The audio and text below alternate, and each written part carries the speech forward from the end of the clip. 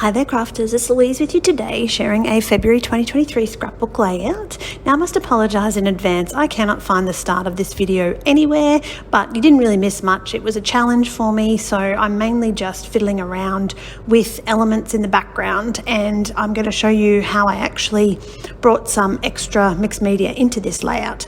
Now I actually wanted to focus on a singular colour here, so I'm focusing a lot on the teal embellishments and items within this month's kit. Because I was struggling so much with the patterns, they just weren't quite my sort of style, I decided to focus on a particular colour.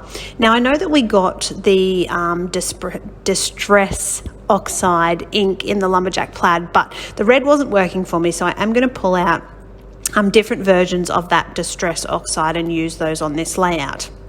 Now I knew that I wanted to have layers of paper, and I wanted to have a bit of a mix of black outlined paper and pattern paper as well. So I do quite like the way the black border around that paper looks.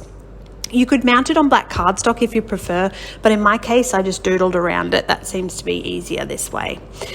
Now this was a little heart stencil that we got as part of the mixed media kit. So I'm just going to add some hearts to my background, and then I'm going to bring in a little of my art journaling that I've been doing. So I've been watching lots of art journaling videos and trying to get my creativity flowing, and to do that I have started adapting some new techniques. I shouted myself some new goodies, some new paint pens and things like that.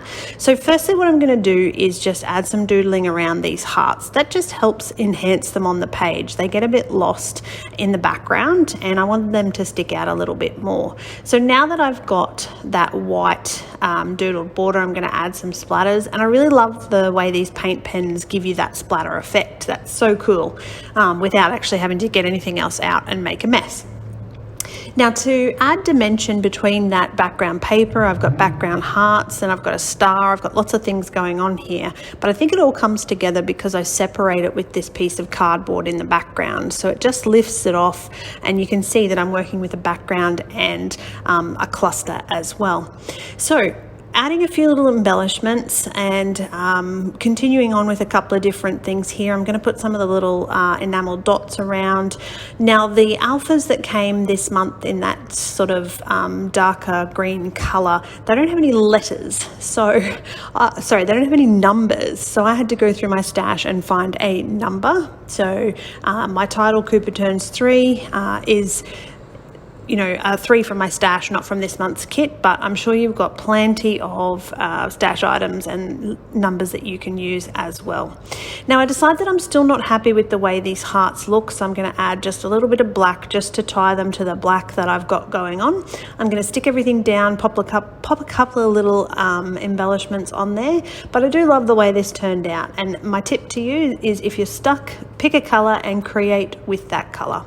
So thank you for watching. Please make sure if you haven't already, you hit subscribe.